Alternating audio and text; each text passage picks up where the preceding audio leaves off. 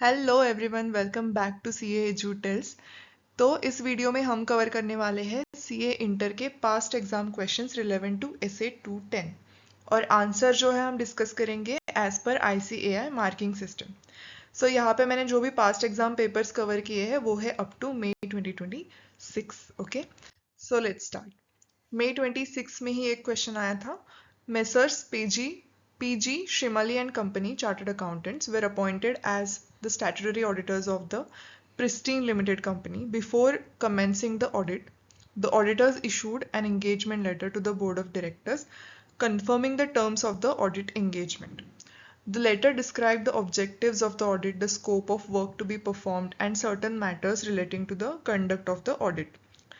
It also contained a specific section explaining the responsibilities of the auditor while performing the audit of financial statements. अब question है, with reference to the above situation, illustrate the responsibilities of auditor any 5 that are generally included in an engagement letter in accordance with SA 210. 5 marks का question है। ऊपर जो भी दिया गया है पूरा बकवास है, तो जो मेन काम है वो आपका इलस्ट्रेट करना है, आपको responsibilities of the auditor any 5 बताने हैं फॉर 5 मार्क्स। तो हमने ऑलरेडी देखा है पार्ट 4 में, आई थिंक एंगेजमेंट लेटर का हमने एक एग्जाम्पल देखा था, राइट? तो उसके अकॉर्डिंग ही आपको सारे रिस्पॉन्सिबिलिटीज बताने हैं यहाँ पे, कोई भी 5। तो आपको यहाँ पे पहले तो नाम देना है ऐसे का 210 agreeing the terms of audit engagement, उसके अकॉर्डिंगली ऑडिटर के क्या क्या रिस्पॉन्सिबिलिटीज होते हैं। तो मैं पूरा नहीं पढ़ने वाली, I will be just reading the highlighted part ताकि वीडियो बोरिंग ना हो। ओके, तो फर्स्ट आप क्या बता सकते हो कि जनरली ऑडिटर का क्या काम होता है? Conducting the audit in accordance with ACs. ठीक है, इन्होंने ज़्यादा थोड़ा लिखा कि इशूड एज पर ICAI। तो ये स्टैंडर्ड्स में क्या क्या लगता है, फिर एथिकल रिक्वायरमेंट्स होते हैं, प्रोफेशनल जजमेंट लगता है आपका, to exercise professional judgement, maintain professional scepticism, ये थोड़ा सा ज़्यादा उन्होंने दे दिया। ठीक है, तो conducting the audit in accordance with SAs ये अपना हो गया मेन रिस्पॉन्सिबिलिटी। उसके बाद ऑडिट कर रहे हैं, मतलब क्या कर रहे हैं? ऑडिट एविडेंस कलेक्ट कर रहे हैं, राइट? तो obtaining the audit evidence that is sufficient and appropriate to provide the basis for auditor's opinion. और उसके लिए हम ये भी करेंगे कि रिस्क आइडेंटिफाई करेंगे, आइडेंटिफाइंग एंड असेसिंग, क्योंकि काम है अपना ओपिनियन देने का, तो इसके लिए हम रिस्क आइडेंटिफाई करेंगे मटेरियल मिसस्टेटमेंट्स की। So identifying and assessing the risk of material misstatement of the financial statements whether due to fraud और एरर। ठीक है, ये हो गया। रिस्क का थोड़ा सा उन्होंने एडिशनली दे दिया कि risk of not detecting a material misstatement resulting from fraud is higher than one resulting from error. ठीक है, तो ये आ गया। आगे क्या है कि आपको इंटरनल कंट्रोल भी देखना पड़ता है, तो obtaining an understanding of internal control relevant to the audit, पूरा नहीं, which is relevant to the audit in order to design the audit procedures. Internal control हम क्यों देखते हैं? क्योंकि हमें ऑडिट प्रोसीजर्स डिजाइन करने में उसकी हेल्प हो जाए। अगर स्ट्रॉन्ग इंटरनल कंट्रोल्स है तो हम ऑडिट प्रोसीजर्स में कुछ कम कर सकते हैं ना, अगर वीक है तो हम ऑडिट प्रोसीजर्स हमें ज़्यादा करनी पड़ती है, like test of details and all ये सारी। ठीक है, तो इसीलिए हम ऑब्टेन करेंगे अंडरस्टैंडिंग इंटरनल कंट्रोल का that are appropriate in the circumstances but not for the purpose of expressing an opinion in the effectiveness of company's internal control.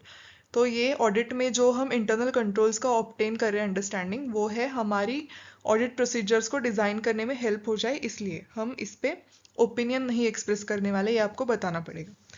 And then communicating in writing any significant deficiencies in the internal control relevant to the audit of the financial statements that have been identified during the audit। ठीक है, तो वो ये करते करते obtaining understanding करते करते हमें अगर कोई significant deficiencies मिल जाती है तो वो हम communicate भी करेंगे। ठीक है, तो पहला काम है पहला काम है conduct करो audit in accordance with essays, उसमें प्रोफेशनल स्केप्टिसिज्म, प्रोफेशनल जजमेंट का भी यूज़ करो आप।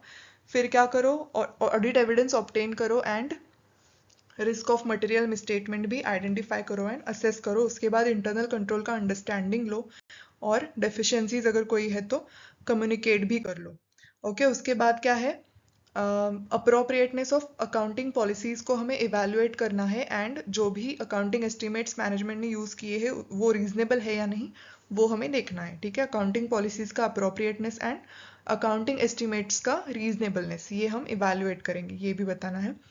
आगे है कि हमें गोइंग कंसर्न के ऊपर भी हमारा ओपिनियन देना पड़ता है कि, तो बोलेंगे conclude on the appropriateness of managements use of going concern basis of accounting and based on the audit evidence obtained whether a material uncertainty exists related to events or conditions that may cast significant doubt on a company's ability to continue as a going concern. तो हम पहले देखेंगे कि management ने जो भी going concern assumption use किया है वो अप्रोप्रिएट है या नहीं, वो हम देखेंगे।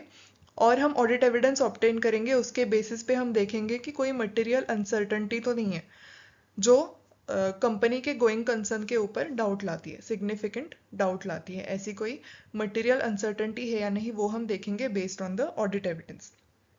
ठीक है, देन क्या है next, evaluating the overall presentation structure and content of financial statements including disclosures and whether the financial statements represent the underlying transactions and events in a manner that achieves a fair presentation। तो financial statements का भी हम देखेंगे overall presentation कैसा है, उसका structure ठीक से maintain है या नहीं, content सारे देखेंगे उसमें, और disclosures भी देखेंगे, वो हम evaluate करेंगे।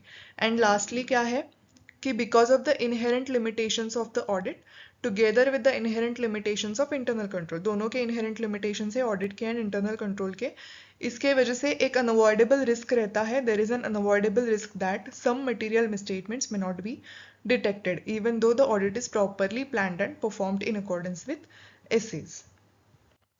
तो इजी वाले कौन से हैं कि एक तो आप बोलोगे कि हम ऑडिट करेंगे एज पर एसेज, है ना, उसमें प्रोफेशनल जजमेंट, प्रोफेशनल स्केप्टिसिज्म ये सब मेंटेन करेंगे, ये पहला बोल सकते हो। उसके बाद ऑडिट कर रहे हैं मतलब क्या, ऑडिट एविडेंस कलेक्ट कर रहे हैं ना, तो sufficient appropriate audit evidence collect करेंगे। और क्या देखेंगे, रिस्क है क्या मटेरियल मिसस्टेटमेंट्स की, वो भी देखेंगे ड्यू टू फ्रॉड और एरर। अब रिस्क आ गई तो उसमें इनहेरेंट लिमिटेशंस है, तो inherent limitations of audit and inherent limitations of control की वजह से एक अनअवॉइडेबल रिस्क है कि कुछ मटेरियल मिसस्टेटमेंट्स डिटेक्ट ना हो। ठीक है, 3 हो गए। फिर क्या है, आप अगर फाइनेंशियल स्टेटमेंट्स का ऑडिट कर रहे हो तो आप देखोगे उसका ओवरऑल प्रेजेंटेशन ठीक है क्या, स्ट्रक्चर, कंटेंट, ये सारा ठीक है क्या, है ना, ये आप देखोगे। और उसमें जो भी अकाउंटिंग पॉलिसीज यूज करी गई है, उसमें जो भी एस्टिमेट्स यूज करे गए हैं, उसका अप्रोप्रिएटनेस, रीजनेबलनेस, ये आप देखोगे। तो ये 5 तो हो गए। और क्या है, गोइंग कंसर्न का भी आप लिख सकते हो क्योंकि फाइनेंशियल स्टेटमेंट्स तो गोइंग कंसर्न के बेसिस पे ही बना दिए जाएंगे। एंड बाद में इंटरनल कंट्रोल का, है ना, इंटरनल कंट्रोल हम उसका अंडरस्टैंडिंग ऑब्टेन करेंगे। ठीक है, तो इसमें से कोई भी आप अगर 5 लिख देते हो तो आपको 5 मार्क्स मिल जाएंगे उसमें। Yes, now moving to the next question. अब सारे डायरेक्ट क्वेश्चन ही लग रहे हैं, तो अगर मतलब कोई केस स्टडी बेस्ड क्वेश्चन नहीं है जिसके लिए हमें मार्क्स का अलॉटमेंट देखना पड़े, तो ये क्या है, सितंबर 25 में क्वेश्चन आया था, enumerate the factors that may make it appropriate to revise the terms of audit engagement और to remind the entity of existing terms. कब हमें न्यू एंगेजमेंट लेटर इशू करना पड़ता है। ठीक है, तो ये रिकरिंग ऑडिट वाला हो गया। तो आपको पहले तो ऐसे का नाम एंड नंबर लिखना है, ऐसे 210। Agreeing the terms of audit engagement में क्या लिखा हुआ है, the auditor may decide not to send the new engagement letter और other written agreement each period, recurring audit के केस में, है ना। तो however the following factors may make it appropriate to revise the terms of audit engagement और to remind the entity of the existing terms. तो उसमें क्या क्या था, हमने देखे थे फैक्टर्स, याद आ रहे, मिसअंडरस्टैंड अगर कर रहा है management, any indication that the entity misunderstands the objective and scope of the audit. फिर था कि अगर कोई रिवाइज्ड स्पेशल टर्म्स आते हैं ऑडिट एंगेजमेंट में, तो इन दैट केस फिर सारे चेंजेस आते हैं, changes in the senior management, in the ownership, in the nature और साइज ऑफ द एंटिटी। फिर लीगल रेगुलेटरी रिक्वायरमेंट्स में चेंज आ गया, फाइनेंशियल रिपोर्टिंग फ्रेमवर्क में चेंज आ गया, या तो फिर कोई अदर रिपोर्टिंग रिक्वायरमेंट्स है उनमें चेंज आ गया, है ना। तो ये सारे फैक्टर्स जो है इनकी वजह से ऑडिटर को सोचना पड़ेगा कि हमें न्यू एंगेजमेंट लेटर सेंड करना है या नहीं in case of recurring audit. ठीक है, ये सारे अगर आप फैक्टर्स मेंशन करते हो तो आपको पूरे के पूरे मार्क्स मिल जाएंगे उसमें। ओके, नेक्स्ट क्वेश्चन है मई 2025 में, which is luck limited, a mid sized manufacturing company, has approached CAS, a qualified chartered accountant, to conduct the audit of financial year ended 31st March 2025. The company requests CAS to give acceptance for the audit so that audit can be commenced within time. With reference to essay 210, इन्होंने बता ही दिया कौन से essay के accordingly लिखना है। How the auditor will establish that whether the preconditions for an audit are present। तो पूरा डायरेक्ट क्वेश्चन है, ये जो भी केस स्टडी बनाई गई है लेक लिमिटेड एंड ऑल ये सब डाल के बकवास है। आपको बस ध्यान क्या रखना है, विथ रेफरेंस टू ऐसे 210 pre conditions of an audit क्या क्या होते हैं। 4 मार्क के लिए क्वेश्चन है, तो आपको अगर दिखेगा तो ये फर्स्ट है कि प्री कंडीशन क्या है कि उसने डिटरमाइन करना है whether the financial reporting framework is acceptable, ये लिख दिया, 1 मार्क मिल गया। एंड आगे आते हैं सारे मैनेजमेंट के रिस्पॉन्सिबिलिटीज, उसमें 3 मार्क्स है ना, क्योंकि 3 रिस्पॉन्सिबिलिटीज है। तो क्या है, for the preparation of financial statements, management acknowledges and understands its responsibility for preparation of financial statements in accordance with AFRF, including where relevant their fair presentation.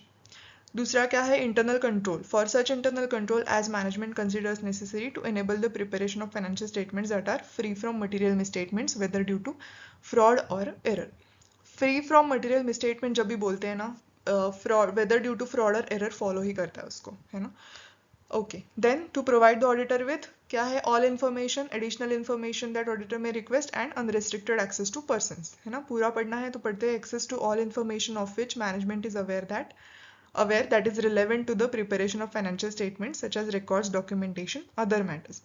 Additional information that the auditor may request from the management for the purpose of the audit, and unrestricted access to persons within the entity from whom the auditor determines it necessary to obtain the audit evidence. ठीक है, ये सब कुछ mention कर दिया, आपको मिल गए 4 mark. Yes, so here we cover past exam questions of Inter up to May 2026. So thank you so much for staying with me till the end, and see you in the next video. Till then, bye bye.